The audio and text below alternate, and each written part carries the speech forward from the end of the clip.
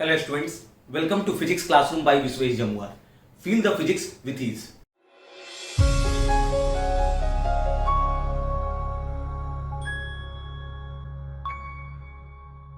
Class 10th का अगला lecture resistance. अभी पिछले लेक्चर में बात हुई थी ओम्स लॉ के बारे में। बहुत ही इंपॉर्टेंट लेक्चर है। जो भी स्टूडेंट अभी रेसिस्टेंस वाला लेक्चर देख रहे हैं, ठीक है, वो ओम्स लॉ वाला लेक्चर देख चुके हैं तो बहुत अच्छा है, और अगर नहीं देखें तो पहले आप ओम्स लॉ वाला लेक्चर देख लीजिए, क्योंकि वहीं पर ये टर्म आया था रेसिस्टेंस। ओम्स लॉ से हम लोगों को पता चला था V directly proportional to I, और यही प्रोपोर्शनलिटी का साइन हटाए थे तो यहां पर प्रोपोर्शनलिटी कांस्टेंट आया था R, और इसी R को हम लोग क्या बोले थे? इसी R को बोला गया था रेसिस्टेंस। ये R जो है, ये R क्या है? रेसिस्टेंस है। तो उसी रेसिस्टेंस के बारे में पिछले वीडियो में भी मैंने बात की थी कि डिटेल में चर्चा होगी रेसिस्टेंस को लेकर के, तो इस वीडियो को लेकर के प्रेजेंट हो गया हूं मैं रेसिस्टेंस का काफी डिटेल्ड डिस्कशन करने के लिए। तो सबसे पहले जो भी स्टूडेंट्स हमारे इस चैनल पे आए हैं, वीजे एजुकेशन चैनल पे, मैं चाहूंगा कि आप सब्सक्राइब कर लीजिए, अपने दोस्तों के साथ शेयर कीजिए, क्योंकि अभी के टाइम में बहुत सारे स्टूडेंट्स हैं जो चाह रहे हैं अपने स्टडीज को अच्छे से कंटिन्यू करना, लेकिन उन्हें सही रिसोर्सेज नहीं मिल रहा है, एक अच्छे टीचर नहीं मिल पा रहे। तो अगर आपको लगता है आप हमारी वीडियो से पूरी तरह समझ रहे हैं तो आप बाकियों को भी गाइड कीजिए, ठीक है, ताकि हर कोई अच्छे से पढ़ेंगे तो हमारे इंडिया का भविष्य अच्छा होगा। और अभी लॉकडाउन वाला पीरियड है तो पढ़ाई को बिल्कुल भी छोड़ना मुनासिब नहीं है, तो डेली धीरे धीरे सीखते रहेंगे, ठीक है। डेली हम लोग वीडियो लेकर के आ रहे हैं तो कोई दिक्कत वाली बात नहीं है। आप इसको नोट जरूर कर लें, ठीक है, इस पूरे कंटेंट को नोट कर लें, इसलिए मैं पहले से प्रिपेयर कर लेता हूं ताकि आप इसको नोट कर सकें, ठीक है, क्योंकि मैं उसके बाद इसको मिटाऊंगा, तो मिटाने के बाद फिर आपको लगेगा कि नोट नहीं हो पाया। पॉज कर लें स्क्रीन और नोट कर लें। हो गया नोट? चर्चा शुरू करते हैं रेसिस्टेंस पे। रेसिस्टेंस है क्या? सबसे पहले रेसिस्टेंस जो है, इसमें एक वर्ड छिपा हुआ है रेसिस्ट, अंग्रेजी का एक वर्ड है रेसिस्ट। रेसिस्ट का मतलब क्या होता है? विरोध करना। रेसिस्ट का हिंदी जो होता है वो होता है विरोध करना। तो रेसिस्टेंस क्या है? विरोध करने वाला नेचर जो है ना, वही रेसिस्टेंस है। अगर विरोध किया जा रहा है, ठीक है, अगर रुकावट क्रिएट हो रहा है तो उस नेचर को क्या बोलते हैं? रेसिस्टेंस बोलते हैं। तो डेफिनेशन देख रहे हैं रेसिस्टेंस का। रेसिस्टेंस ऑफ अ कंडक्टर, ये रेसिस्टेंस जो है, ये प्रॉपर्टी किसी कंडक्टर का होता है। हर कंडक्टर का रेसिस्टेंस होता है किसी भी चीज में। कोई भी वायर है मेरे पास, उसमें रेसिस्टेंस है, उसका एक प्रॉपर्टी है। जैसे मेरे पास एक तार है, ये वायर है मेरे पास, एक वायर है, ठीक है, चाहे वो वायर आप कॉपर का ले लीजिए, आयरन का ले लीजिए, अल्युमिनियम का ले लीजिए, किसी भी कोई भी कंडक्टर अगर हम लोग ले लेंगे, ठीक है, ऐसा हो ही नहीं सकता है कि उसमें रेसिस्टेंस ना हो। उसमें रेसिस्टेंस हर कंडक्टर में, ये उसका प्रॉपर्टी है, ये प्रॉपर्टी है किसी कंडक्टर का, किसी वायर का, किसी एलिमेंट का, ये प्रॉपर्टी है, और उसी प्रॉपर्टी को हम लोग ढंग से जानने जा रहे हैं। तो रेसिस्टेंस जो है, रेसिस्टेंस ऑफ अ कंडक्टर, किसी कंडक्टर में रेसिस्टेंस एक्चुअली क्या है? Is the property. ये उस कंडक्टर का क्या है? प्रॉपर्टी है। कौन सा प्रॉपर्टी है? To oppose the flow of charge through it. Clear हुआ? ओपोज करेगा ये कौन सा प्रॉपर्टी है, कौन सा नेचर है? रेसिस्टेंस कौन सा नेचर है? चार्ज के फ्लो को ओपोज करने वाला नेचर। करंट पढ़े हैं ना? करंट में क्या होता है? किसी वायर में करंट कब आता है? जब उसके अंदर चार्ज फ्लो करता है। मेटालिक वायर में कब करंट आता है? कौन सा चार्ज फ्लो करता है? बताया गया है, इलेक्ट्रॉन फ्लो करता है। तो जब इलेक्ट्रॉन फ्लो करेगा ना, किसके अंदर? थोड़ा सा सोचेंगे, तार के अंदर घुसने जा रहे हैं, ठीक है, तो तार को विजुअलाइज करेंगे। उस वायर में जब इलेक्ट्रॉन क्या करता है? फ्लो करता है। जब इलेक्ट्रॉन आगे बढ़ता है तो उसमें रुकावट आता है, वो कंडक्टर उसको रोकना चाहता है, उसको विरोध करता है, ठीक है। इलेक्ट्रॉन जो है वो ऐसा नहीं कि एकदम स्मूथली निकल गया, बैटरी ठेला स्मूथली निकल गया, नहीं, उसका रास्ता कठिन है। इलेक्ट्रॉन कई बार रुकावट झेलता है। कैसे झेलता है ये फिगर में भी क्लियर करेंगे, ठीक है। कई बार इसको रोका, ये कई बार टकराता है, कई बार ये रुक सा जाता है। किसकी वजह से? उस कंडक्टर के नेचर की वजह से। और वही जो रुकावट आएगा, कोई भी चार्ज जब फ्लो करता है किसी वायर में, ये वही वायर है, ये एक वायर है, और उस वायर को यहां पे जूम कर दिए। जूम करने के बाद यहां पर हम देख रहे हैं कि जब चार्ज फ्लो करता है तो उसमें कई बार वो क्या करेगा? रुकावट क्रिएट होगा, टकराएगा। तो यही जो इसका रुकावट जो आता है ना, किसमें, फ्लो ऑफ चार्ज में, किसमें, फ्लो ऑफ चार्ज में, या हम कह सकते हैं जब चार्ज फ्लो करता है तो क्या आता है, करंट आता है। तो करंट फ्लो में जो रुकावट पैदा होता है किसी भी वायर में, वायर के उस नेचर को ही रेसिस्टेंस बोलते हैं। ठीक है, रोकने के नेचर को ही क्या बोलते हैं, रेसिस्टेंस बोलते हैं। रोकने के नेचर को, जैसे एक एग्जांपल के तौर पे बाइक लेकर के निकलिए, ठीक है, घर से अगर बाइक लेकर के निकलते हैं, बाइक हम लोग क्यों यूज कर रहे हैं, ताकि आराम से बाइक से तेजी से जा सके, ठीक है, मतलब जो रफ्तार में जाना है उससे हम जा सके। लेकिन टाउन में जब भीड़ भाड़ होता है, ठीक है, तो कई बार ब्रेक लगाना पड़ता है, कुछ लोग खड़े हैं, ठीक है, कहीं पर दुकान लगा हुआ है, ठीक है, कहीं पर कोई जानवर देख रहे हैं बीच में आ गया, तो कई बार ब्रेक मारना पड़ता है ना। तो ब्रेक मार रहे हैं यानी मेरा बाइक जो है वो रुक रुक जा रहा है, ठीक है, तो वो रुक रहा है किसकी वजह से, वहां पे उस मार्केट में रेसिस्टेंस है, रुकावट है। क्लियर हो रहा है ना। और रुकावट क्या हर रोड में एक जैसा होता है क्या, हर रोड में एक जैसा रुकावट होता है। अगर कोई डेंस पॉपुलेशन वाली इलाका से जा रहे हैं, रेसिस्टेंस ज्यादा होगा, बार बार बाइक ज्यादा तेज स्पीड पकड़ ही नहीं पाएगा, क्योंकि जैसे ही थोड़ा सा स्पीड में आगे जाएंगे फिर कुछ मिल जाएगा, फिर ब्रेक मारना पड़ेगा, फिर आगे गया फिर कुछ मिल गया, फिर ब्रेक मारना पड़ा।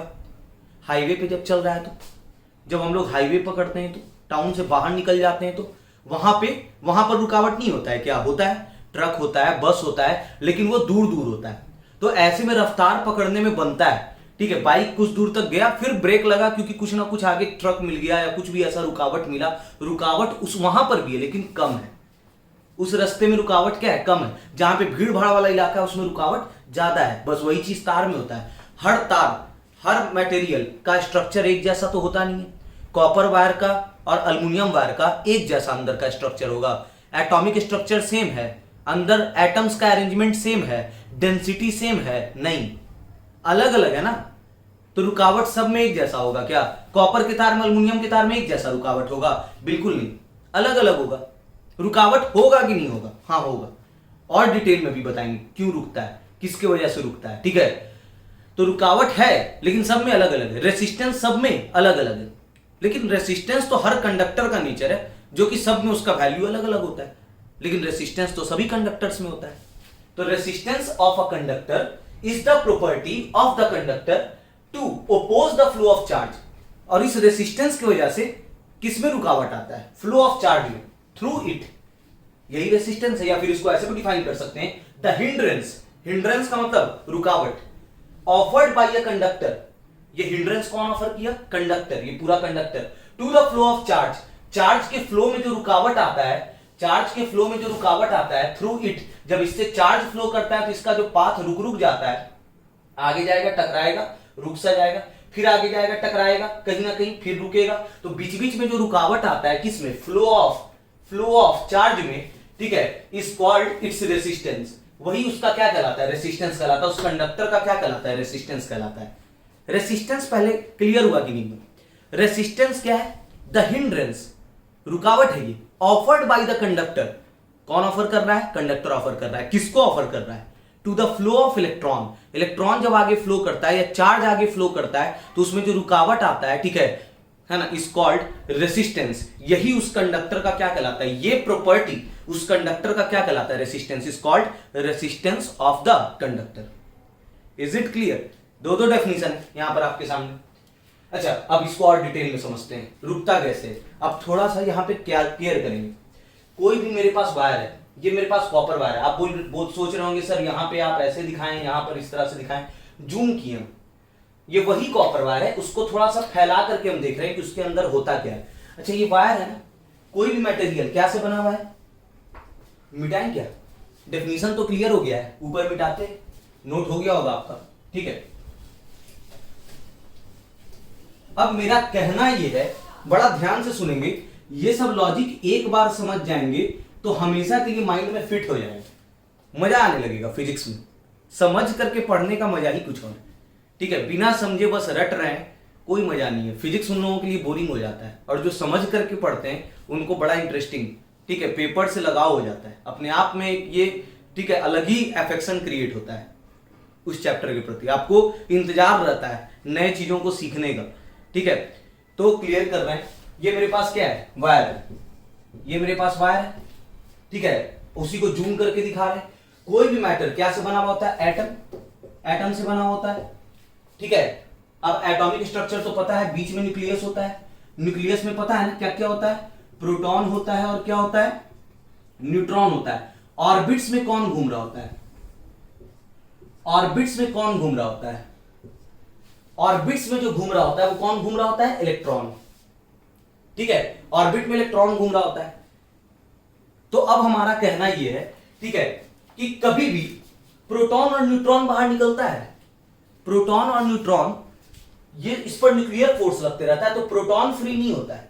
ये एकदम सॉलिड, ये जो है बहुत छोटे से जगह में, बहुत छोटे से वॉल्यूम में, ये एटॉमिक स्ट्रक्चर में आप पढ़े हैं, बहुत छोटे से वॉल्यूम में ये पूरा प्रोटॉन न्यूट्रॉन रहता है और चारों तरफ से इलेक्ट्रॉन घूमते रहता है। तो किसी भी केमिकल प्रोसेस में, ठीक है, कौन फ्री होता है? इलेक्ट्रॉन, इलेक्ट्रॉन फ्री हो जाता है।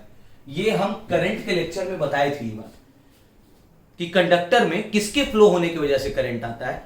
प्रोटॉन के फ्लो होने की वजह से नहीं आता है। किसके फ्लो होने की वजह से आता है? इलेक्ट्रॉन, क्योंकि फ्री कौन हो सकता है? इलेक्ट्रॉन, इलेक्ट्रॉन फ्री हो सकता है। तो ठीक है, पहले क्या था ना कि इलेक्ट्रॉन इसके अंदर था। अब मेरा कहना ये, किसी एटम में तो आपको पता ही है कि अगर 4 इलेक्ट्रॉन है तो 4 प्रोटॉन भी होगा। In a neutral atom number of proton is equal to number of electron. 9th के एटॉमिक स्ट्रक्चर में ये बात पढ़े हैं, और अगर नहीं आप जान रहे हैं तो यहां पर अभी हम बता दिए कि प्रोटॉन और इलेक्ट्रॉन का संख्या बराबर होता है। तो अभी ये न्यूट्रल था, 4 - 4 + 0। अब एक इलेक्ट्रॉन फ्री हो गया, एक इलेक्ट्रॉन फ्री हो गया, बाहर निकल गया, तो कितना इलेक्ट्रॉन बचा? 3। प्रोटॉन कितना है? 4। तो अब 4 प्लस है और 3 माइनस है, 4 + 3 माइनस, तो 1 प्लस बचेगा ना, 1 प्लस बच जाएगा ना।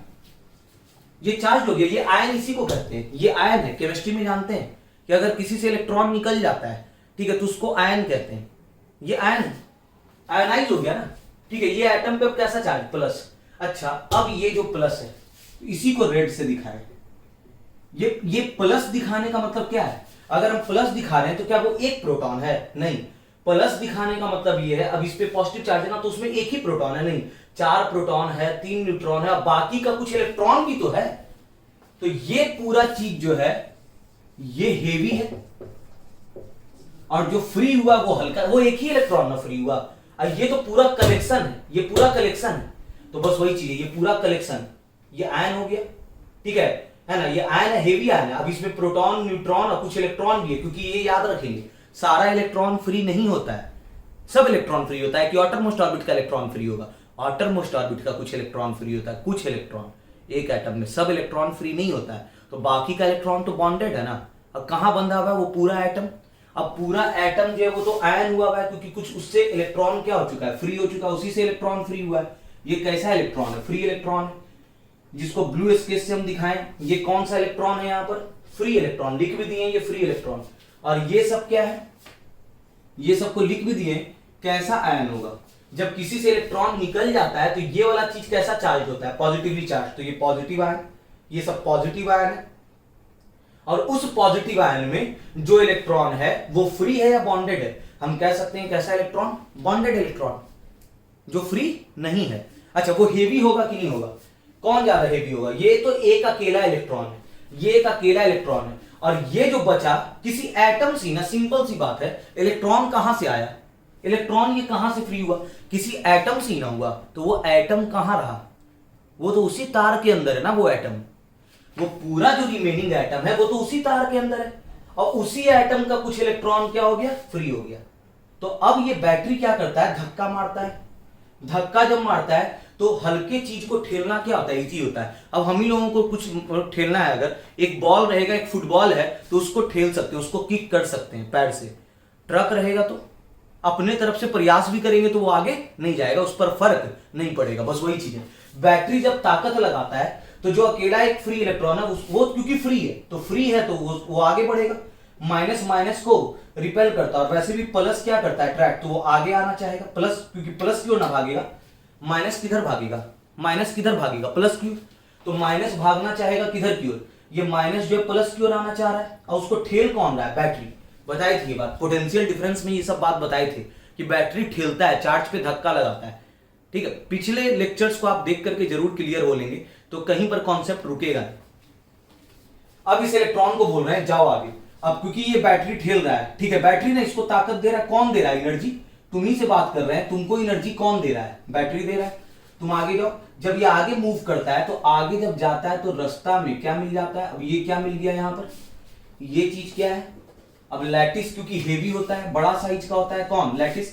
तो इलेक्ट्रॉन जब जाएगा तो इसका धक्का हो गया किससे? देखिए इलेक्ट्रॉन जब आगे गया किससे धक्का, किससे टकरा लिया? ये इलेक्ट्रॉन किससे टकरा लिया?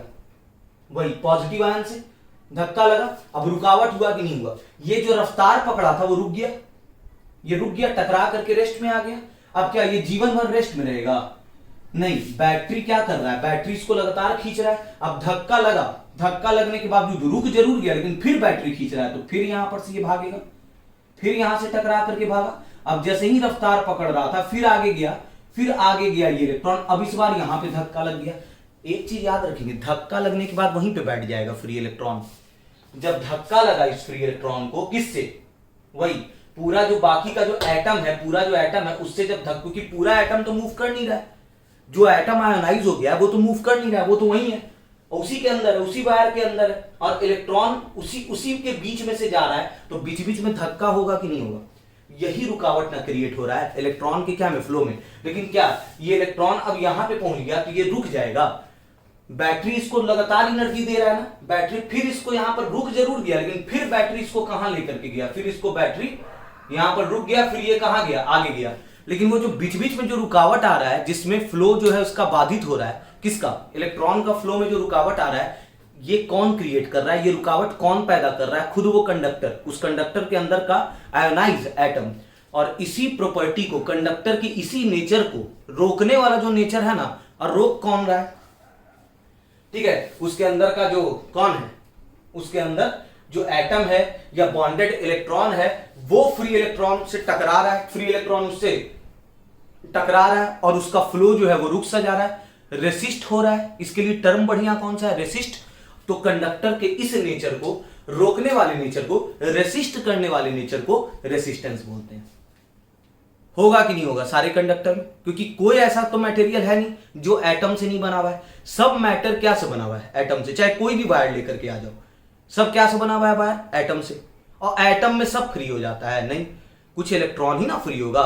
तो जो फ्री इलेक्ट्रॉन है उसको बैटरी धक्का मारेगा तो इलेक्ट्रॉन तो आगे जाएगा, लेकिन जो एटम उसके अंदर जो बीच बीच में है रुका हुआ, उससे टकरा नहीं जाएगा, क्योंकि उसी के बीच से निकल रहा है। ये इलेक्ट्रॉन उसी के बीच से निकल रहा है, तो बीच बीच में वो जो टकरा जाता है, तो यही चीज क्या कहलाता है? जो रेसिस्ट होता है इसका फ्लो। किसका फ्लो? चार्ज का फ्लो। कौन सा चार्ज? इलेक्ट्रॉन का जो फ्लो जो रेसिस्ट हो रहा है, कंडक्टर की इस नेचर को रेसिस्टेंस बोलते हैं। क्लियर हो गया होगा? वही बात है, cause of resistance. A conductor has large number of free electron. ठीक है, कंडक्टर में बहुत सारा फ्री इलेक्ट्रॉन है। When a potential difference is maintained, आप पोटेंशियल डिफरेंस देंगे, बैटरी देंगे, बैटरी ना प्रोवाइड करता है पोटेंशियल डिफरेंस, बताए हैं पोटेंशियल डिफरेंस वाले लेक्चर में बढ़िया से क्लियर किए थे ये बात। बैटरी पोटेंशियल डिफरेंस देता है, ठीक है। जब मेंटेन करते हैं तो बैटरी क्या करता है? ठेलता है चार्ज को। Across the ends of the conductor the free electrons drift from one end to other end. Free electron कहां से कहां? निगेटिव से किधर की ओर भागना चाह रहा है? किधर जा रहा है? पॉजिटिव की ओर, ठीक है, of the conductor. During their movement, जब वो इलेक्ट्रॉन मूव करता है किधर? आगे, they collide with each other and with atoms. कुछ तो इलेक्ट्रॉन, बहुत सारा चूंकि फ्री इलेक्ट्रॉन है तो वो एक दूसरे से भी टकराता है, और बाकी अदर, और किससे टकराता है? With each other and with atoms या आयंस ऑफ द कंडक्टर। जो रुका हुआ एटम है, जो कि क्या में कन्वर्ट हुआ है? ये जो रुका हुआ एटम है जिससे इलेक्ट्रॉन फ्री हो गया है, तो जिससे इलेक्ट्रॉन निकल गया तो वो कन्वर्ट हो चुका है क्या में? आयन में। उस आयन में क्या, अगर एक प्लस भी दिखा रहा है इसका मतलब एक ही प्रोटॉन है? नहीं, उसमें काफी सारा प्रोटॉन है और उसमें इलेक्ट्रॉन भी और इवन न्यूट्रॉन भी है। तो वो वाला चीज क्या है? हेवी है। वो जो रेड से हम दिखाए वो क्या है? हेवी। तो during their movement they collide with each other and with atoms, या फिर उसको कह सकते हैं ions of the conductor. These collisions oppose the movement of free electron from one end to the other end of the conductor. तो यही सब जो है यहां पर आयंस या एटम्स, ये इसके मूवमेंट को क्या करता है? क्या करता है? दीज कोलिजन्स ओपोज, यही जो कोलाइड कर जा रहा है इलेक्ट्रॉन, ठीक है, तो इसी कोलिजन से, ये जो बार बार टकरा रहा है, तो इससे इसका मूवमेंट अपोज हो रहा है। अगर नहीं बीच में रहता, ठीक है, तो ये तेज रफ्तार से आगे चलते चल जाता, लेकिन ये बार बार रुक जा रहा है। किसकी वजह से रुकावट आ रहा है? वही एटम और आयन जो उस कंडक्टर के अंदर ही है, तो this opposition to the flow of free electrons, ये जो फ्री इलेक्ट्रॉन का जो फ्लो हो रहा है उसमें जो ओपोजिशन आ रहा है वो किसकी वजह से, ड्यू टू द कोलिजन, क्या की वजह से, कोलिजन। ये इलेक्ट्रॉन क्या कर रहा है, कोलाइड कर रहा है विथ आयंस, किससे कोलाइड कर रहा है, आयंस से कोलाइड कर रहा है in a conductor, is known as, यही प्रॉपर्टी उस कंडक्टर का, अपोज करने वाला प्रॉपर्टी उस कंडक्टर का क्या कहलाता है, is known as resistance of the conductor, वो उस कंडक्टर का रेसिस्टेंस कहलाता है। बारीकी से समझ में आया ना, रेसिस्टेंस क्या होता है, एक्चुअली रेसिस्टेंस है क्या, प्रॉपर्टी है किसका, कंडक्टर का। कौन सा प्रॉपर्टी है, चार्ज के फ्लो होने को जो अपोज करता है ना, अपोज कैसे करता है वो भी समझ गए, क्योंकि जब इलेक्ट्रॉन जब आगे जाता है तो कोलाइड हो जाता है, कोलिजन हो जाता है, किससे होता है, वो जो बाकी का जो एटम, क्योंकि सब तो फ्री होता नहीं है, कुछ इलेक्ट्रॉन फ्री हुआ तो बाकी एटम तो उसी के अंदर ना रह गया, और उसी के बीच से जब जाएगा वो इलेक्ट्रॉन तो बीच बीच में जो टकराएगा, ये जो ओपोजिशन जो आ रहा है, this property of the conductor is called resistance, यही रेसिस्टेंस कहलाता है। मोर द कोलिजन सफर्ड, सब वायर एक जैसा होता है क्या, नहीं। कॉपर वायर और टंगस्टन वायर एक जैसा है, नहीं। टंगस्टन में ज्यादा कोलिजन होता है, इसलिए तो गर्म भी हो जाता है ना, बार बार हथौड़ा एक जगह मारते रहो, या बार बार कोलिजन अगर हो रहा है तो वो गर्म हो जाता है, ठीक है। तो इस वजह से जिसमें ज्यादा रेसिस्टेंस होता है ना वो गर्म हो जाता है ज्यादा। अब टंगस्टन, वो टंगस्टन जो रहता है क्या में, 100 वाट का जो पहले बल्ब रहता था, ठीक है, जिसमें एक स्प्रिंग के जैसा उसमें रहता था ना, उसका वो टंगस्टन जो एलिमेंट है जो ग्लो करता है, वो क्यों ग्लो करता है, रेसिस्टेंस उसमें ज्यादा है, इलेक्ट्रॉन इतना टकराता है कि गर्म हो जाता है, गर्म होकर के रेड हॉट हो जाता है, तो लाइट एमिट करता है वो, ठीक है। तो किसी में ज्यादा होता है, जैसे रास्ता में हम लोग जा रहे हैं गाड़ी लेकर के, तो हर रास्ते में रुकावट एक जैसा है नहीं, कहीं पे किसी में कम है, किसी में क्या है ज्यादा, वो डिपेंड करता है अरेंजमेंट पे। तो सब मटेरियल का अरेंजमेंट तो एक जैसा होता नहीं, हर एटॉमिक स्ट्रक्चर तो एक जैसा है नहीं। तो इस पॉइंट ऑफ व्यू से देखा जाए तो रेसिस्टेंस हर अलग अलग कंडक्टर का अलग अलग होता है, ठीक है। वही बात, मोर द कोलिजन, अच्छा जिसमें कोलिजन ज्यादा होगा, suffered by the free electron, अगर फ्री इलेक्ट्रॉन ज्यादा कोलिजन सफर कर रहा है in conductor, more is the resistance of the conductor, तो उस कंडक्टर का रेसिस्टेंस भी क्या होगा, ज्यादा कोलिजन होगा, ज्यादा रुकावट होगा, तो रेसिस्टेंस ज्यादा होगा, ठीक है। अच्छा अब यहां पर रेसिस्टेंस का फॉर्मूला भी देख लेते हैं, हम रेसिस्टेंस निकाल सकते हैं कैसे, ओम्स लॉ बताए थे ना, V बराबर आई आर, बड़ा इंपॉर्टेंट फॉर्मूला है। तो R यहां से निकल जाएगा ना, R बराबर V तो है ही है, I इधर गुना में, I इधर भाग में आ जाएगा, ठीक है। तो R बराबर V बाई आई। यूनिट क्या होगा रेसिस्टेंस का, ये रेसिस्टेंस का फॉर्मूला समझ गए, potential difference by current. Unit क्या होगा रेसिस्टेंस का, रेसिस्टेंस का यूनिट जो है ये V का क्या, पोटेंशियल डिफरेंस का वोल्ट होता है, बटा करंट का एम्पियर, तो वोल्ट पर एम्पियर लिख सकते हैं।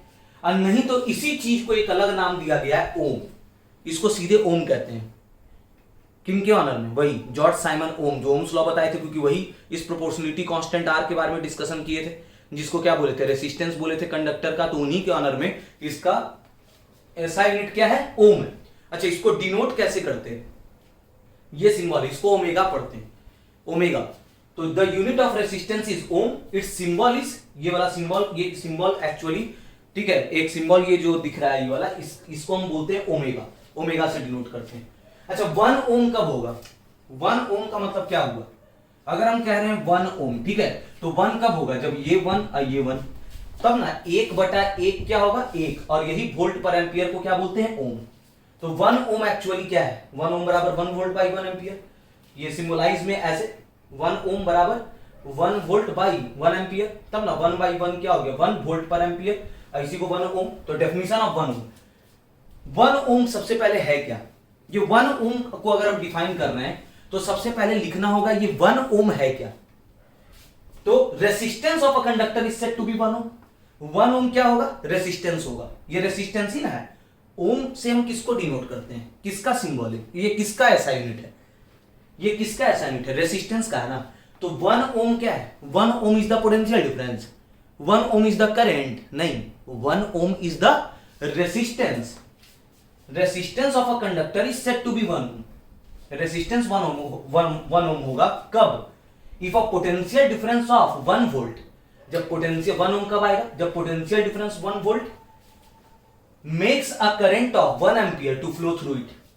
1 वोल्ट पोटेंशियल डिफरेंस की वजह से करंट अगर कितना है, 1 एम्पियर है, तब पक्का उस कंडक्टर का रेसिस्टेंस क्या होगा, 1, तब ना, क्योंकि 1 वोल्ट बाई 1 एम्पियर, तब ना 1 बाई 1 क्या हो जाएगा, 1, और ये वोल्ट पर एम्पियर को हम क्या बोलते हैं, ओम कहते हैं। तो क्या है 1 ओम, एक बार फिर से 1 ओम एक्चुअली क्या है, resistance of a conductor is said to be 1 ohm if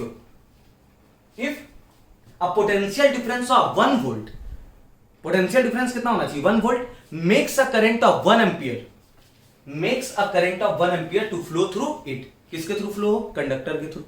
तो ऐसे में अगर 1 वोल्ट पोटेंशियल डिफरेंस की वजह से 1 एम्पियर करंट आ रहा है तो रेसिस्टेंस निकाल करके देख लीजिए, रेसिस्टेंस कितना होगा 1 वोल्ट बटा 1 एम्पियर, तो 1/1 क्या हो जाएगा 1, और वोल्ट पर एम्पियर को क्या बोलते हैं, ओम। क्लियर हो गया ना, 1 ओम का डेफिनेशन पूछा जाता है, ठीक है। अच्छा, अब यहां पे रेसिस्टर, रेसिस्टर क्या है, देखिए यही है, मार्केट में इस तरह से मिलता है, यही है रेसिस्टर, देख रहे हैं, ये क्या है रेसिस्टर, ठीक है। इससे एक निकाल लेते हैं यूनिट, ये यूनिट है, बहुत सारा यूनिट है, इससे एक हम निकाल लिए, ये है रेसिस्टर,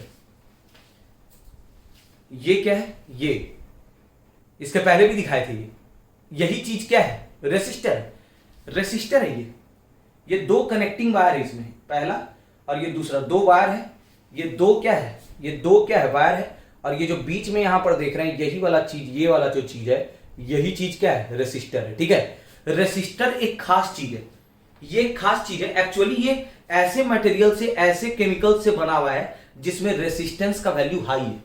अब रेसिस्टेंस तो कॉपर में भी होता है, लेकिन कॉपर का कम होता है, कॉपर वगैरह में बहुत कम रेसिस्टेंस होता है, 0.0025 ओम, ठीक है, बहुत कम, 0.00 समथिंग होता है, ठीक है। तो होता है रेसिस्टेंस, कॉपर में भी होता है, एल्युमिनियम में भी होता है, आयरन में भी होता है, कम होता है। लेकिन जो रेसिस्टर है वो ऐसे केमिकल से बनाया हुआ रहता है जिसमें रेसिस्टेंस का वैल्यू क्या हो, हाई हो। और ऐसा क्यों करते हैं, रेसिस्टेंस हाई होने से क्या होता है, V बराबर पता है ना हमें, आई आर, तो I बराबर क्या होता है, I बराबर V, I बराबर V तो है ये, R इधर भाग में आ गए। तो घर में कुछ वोल्टेज अगर आ रहा है, वोल्टेज तो फिक्स है जो वोल्टेज आ रहा है, अब अगर हम R का वैल्यू सर्किट में बढ़ा देते हैं, सर्किट में अगर रेसिस्टेंस ये वाला चीज लगा दिए, सर्किट में इसको लगा देंगे तो इसमें R का वैल्यू ज्यादा होता है, तो अगर R ज्यादा होगा तो समझ जाइए किसी चीज को ज्यादा से भाग देंगे वैल्यू कम आएगा, कम ना आएगा, करंट घट जाएगा। तो सोचने वाली बात है, अगर ज्यादा विरोध होगा, ज्यादा रुकावट होगा तो फ्लो होने में दिक्कत होगा, और फ्लो होने में दिक्कत होगा तो जब चार्ज का फ्लो ढंग से नहीं होगा तो करंट कम ना आएगा, क्योंकि करंट क्या होता है, the rate of flow of charge, और जहां पे चार्ज को ही फ्लो होने में दिक्कत हो रहा है तो करंट कम जाएगा, तो करंट को रिड्यूस करने के काम में आता है। ये किसके काम में आएगा, रेसिस्टर, करंट को जहां पे कम करना है तो क्या लगा देंगे, रेसिस्टर लगा देंगे, समझ रहे हैं ना। Resistor a component in an electric circuit, ये सर्किट में यूज होता है, विच ऑफर्स रेसिस्टेंस, जिसमें एक ठीक ठाक वैल्यू होता है, किसका, रेसिस्टेंस का, to the flow of electron, electron के फ्लो में ज्यादा रुकावट क्रिएट करेगा, constituting electric current is known as resistor. It in an electric circuit symbol for resistance. अच्छा, सर्किट में कहीं पर रेसिस्टेंस दिखाना है, हाई वैल्यू रेसिस्टेंस का, तो कैसे दिखाएंगे, सिंबल तो पढ़ा चुके हैं, इसका भी एक लेक्चर है, किसका, electric circuit and it's components, नहीं देखे हैं तो देख लीजिए अभी, ठीक है। तो वहां पर भी ये चर्चा किए थे, वहां पे तो बहुत सारे कंपोनेंट्स के बारे में चर्चा किए थे। तो ये मेरे पास एक बैटरी है, ये एक बैटरी है, और अगर कहीं पर जैसे अगर एक बल्ब भी है, अभी नहीं बता रहे थे 100 वाट वाला जो बल्ब पहले यूज करते थे, पीला लाइट जिससे निकलता था, तो वो सब में रेसिस्टेंस ज्यादा होता है ना, तो अगर उसको हम ऐसे भी दिखा सकते हैं, वो एक ऐसा डिवाइस है जिसमें रेसिस्टेंस का वैल्यू क्या है, ज्यादा है, या फिर ये जो मटेरियल है जो जिसमें लार्ज वैल्यू रेसिस्टेंस का, तो उसको हम लोग इस तरीके से डिनोट करते हैं, और ये R क्या बताता है, उसका रेसिस्टेंस, और ये क्या हो गया उसका सिंबल, समझ में आया ना, रेसिस्टेंस का सिंबल। एक होता है रियोस्टेट, रियोस्टेट एक डिवाइस है जिसका फिक्स्ड रेसिस्टेंस नहीं होता, जैसे एक रेसिस्टर जो है ना, ये जो रेसिस्टर है, ये मेरे हाथ में क्या है, रेसिस्टर है, इसमें रेसिस्टेंस फिक्स होता है, अगर 25 ओम है तो 25 ओम होगा लगभग, लेकिन रियोस्टेट जो है ना, उसमें हम लोग बदल सकते हैं, उसमें हम लोग रेसिस्टेंस को वैरी करा सकते हैं, एक ऐसा टेक्निक दिया हुआ रहता है ना, जिससे हम लोग रेसिस्टेंस को वैरी करा सकते हैं, इसलिए वेरिएबल रेसिस्टेंस भी कहते हैं। Rheostat is a device used in an electric circuit. Rheostat किस में यूज होता है, ये भी सर्किट में यूज होता है, टू चेंज द रेसिस्टेंस, लेकिन हाँ इसमें रेसिस्टेंस बदल सकते हैं, ये एक ऐसा डिवाइस है and hence current in the circuit. और जब रेसिस्टेंस बदल सकते हैं, कोई पार्टिकुलर वोल्टेज दिया हुआ है, और जब आर बदलेंगे तो सोचने वाली बात है करंट क्या होगा, बदलेगा। आर घटाएंगे करंट बढ़ेगा, और आर बढ़ाएंगे करंट घटेगा। तो करंट को वैरी करा सकते हैं। और सिंबल क्या है रियोस्टेट का? रियोस्टेट अगर है, रियोस्टेट है तो रियोस्टेट का सिंबल क्या होगा, ये इस तरीके से रहता है और इसमें एक ऐसे एरो दिया हुआ रहेगा, ठीक है। ये अगर सिंबल दिख रहा है या फिर इस तरीके से रहेगा, ये ऐसे है और ये इस तरह से, ये क्या शो कर रहा है, रियोस्टेट, ठीक है। तो ये हो गया रियोस्टेट, रियोस्टेट भी क्लियर हो गया। तो रेसिस्टेंस के बारे में समझ गए। अब एक और वीडियो, एक और दूसरा पार्ट, रेसिस्टेंस का एक और पार्ट आपके सामने आएगा, जिसमें हम लोग रेसिस्टेंस का एक और फॉर्मूला निकालेंगे और इन बातों को देखेंगे कि रेसिस्टेंस, किसी भी वायर का रेसिस्टेंस क्या क्या पे डिपेंड करता है। तो वो अगले वीडियो में इसके बारे में डिस्कशन होगा। तब तक पढ़ते रहें। धन्यवाद।